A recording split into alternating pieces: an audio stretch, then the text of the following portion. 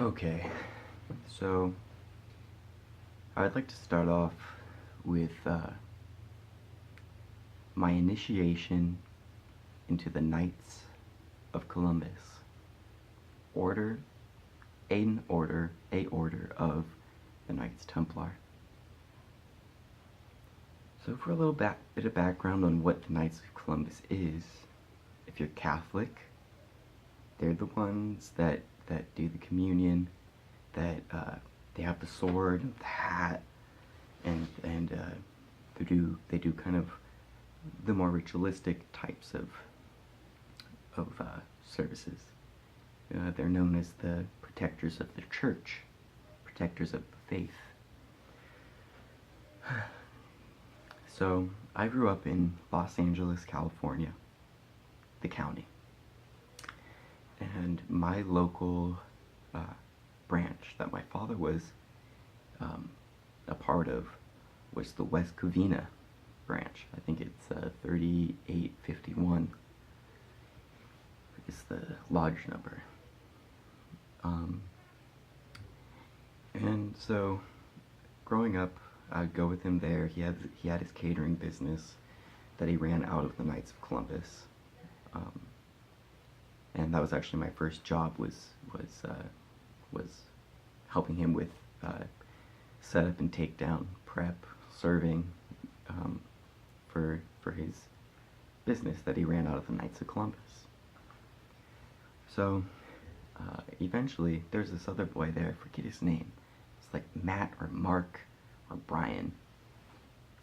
I don't know. It's one of those.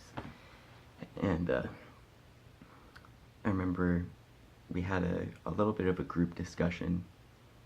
Me, the boy, our parents, and the Grand Master, and I think there was maybe two other guys there. And it was about having me, and I think his name was Brian. That sounds right. Me and Brian, I'll call him Brian, to be initiated into the Knights of Columbus.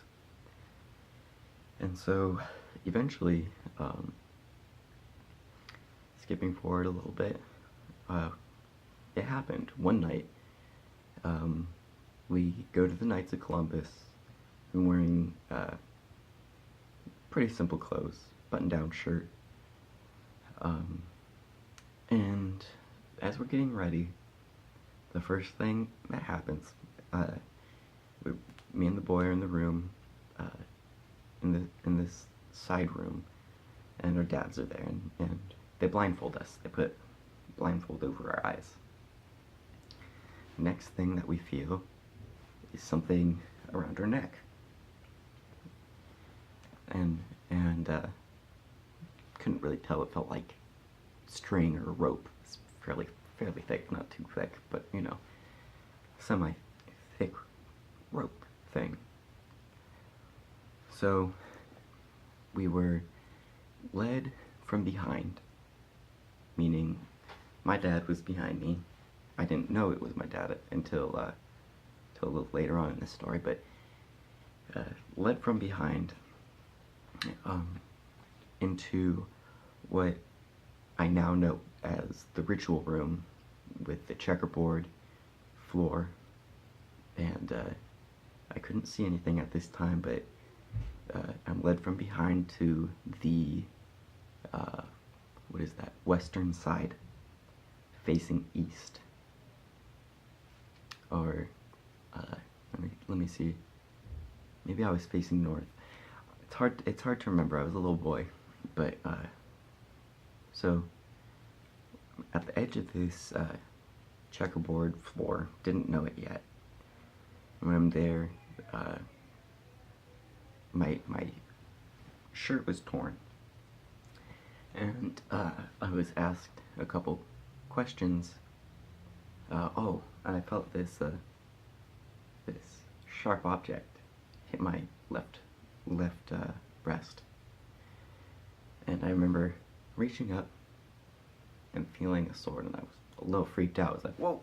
And then I heard from behind my dad say, "It's okay." He used my name, which I won't use. it's okay. It's all a part of the play.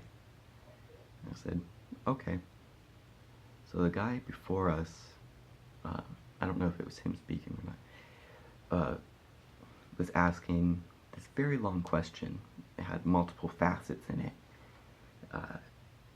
And my answer was yes. At this time, I was moved forward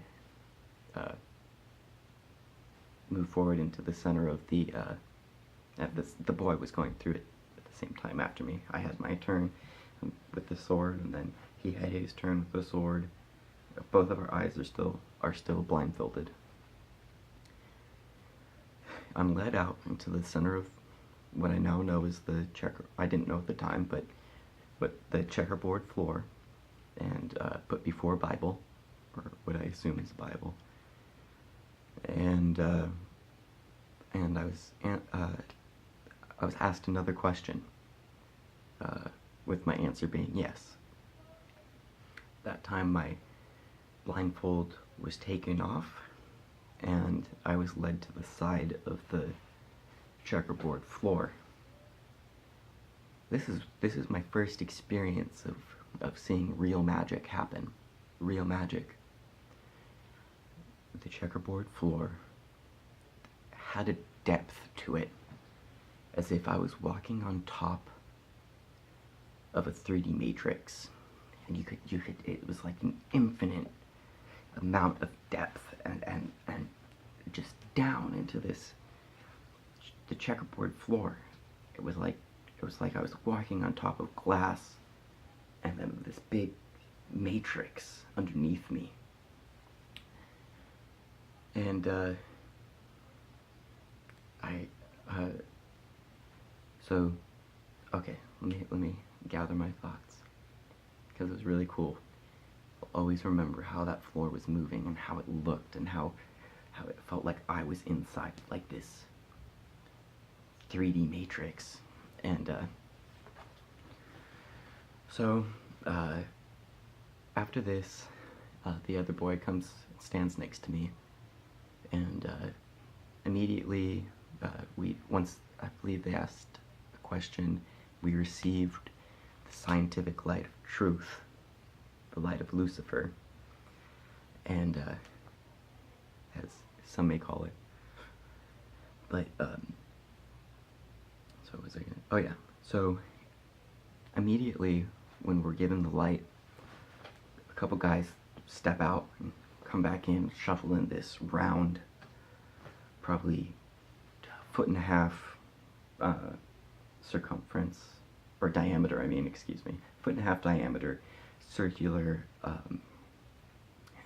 stool, only about a 1.5 foot off the ground. And as they moved it out, this vapor of smoke filled the air, and I remember hearing some of the other guys being like, "Whoa!"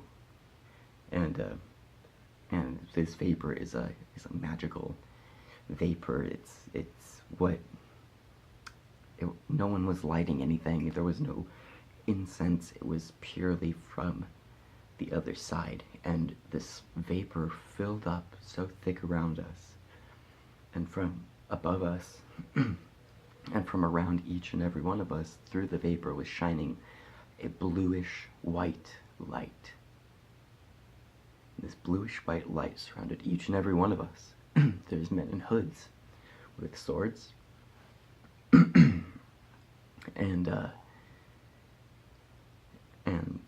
I remember the Grand Master saying, "Who shall seal this?" And I said yes. I said I will, because and it's not like I thought about it. It came out from me, and like I already knew what I was gonna do. I didn't know. They don't tell you this stuff beforehand, you know. I don't know who usually does the energizing or the sealing, but I remember, like, I already knew what to do, and so I walked out. I stepped closer towards Sorry about that. I stepped closer towards this stool in the center of the checkerboard floor. As I got closer, I could see the black velvet that was kind of draped over it, and a red pentagram that was embedded into the velvet, and still hazy, still this blue light, and like I already knew what to do, I sent an energetic beam. And this is the first time that all of this experience is the first time I actually saw magical energy manifest. And when I sent this beam of magical energy at the pentagram, you could actually see the ribbons of that same bluish white light coming out from my hand. I didn't have a wand or anything, or a sword, just my simple hand like this. And after about 10 seconds of me energizing, and I remember at this time, a lot of the guys were like, whoa, because I guess it doesn't happen every time with the smoke and the light and the physical manifestation of magic. But it happened for me, it happened for us then. And I remember them telling me, that's enough, mage, that's good. And you may step back. And I finished, once I was finished, I stepped back to the side, and it was done. Everyone kind of dispersed. They turned the lights on. The stool was taken away. The table holding the books was taken away, and it was kind of over. And it was left me and Brian, and our dads were left in the ritual room, and both of them were very happy and pleased, smiling, and we were joking. And at that time, the ritual was done. I probably won't, maybe I will later, give my level 2 initiation into the Knights of Columbus, but I'll save that for a later date. So this is the mage. That is my level 1 initiation into the Knights of Columbus, the Templar, and the first time that I ever saw the physical manifestation of magic. Blessed be. Peace to all your family, peace to your soul, peace to your mind. Be well.